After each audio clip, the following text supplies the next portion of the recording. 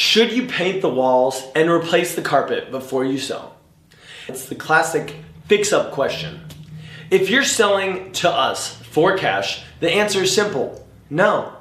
Don't spend a dime on paint or flooring. We're gonna handle all of that ourselves as part of our renovation process. Now, if you decide to list your home on the market, our advice might surprise you. We still do not recommend replacing the carpet or doing a full paint job. Why? Because a new buyer will likely want their own colors anyway.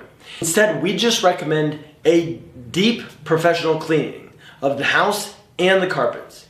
Even if the carpet is older, getting those fresh lines in the carpet and making the house smell clean makes a huge difference on how a buyer feels when they walk in. We are all about smart updates, the ones that actually put more money in your pocket at the end of the day. Get savvy advice for your sale at kclegacyproperties.com.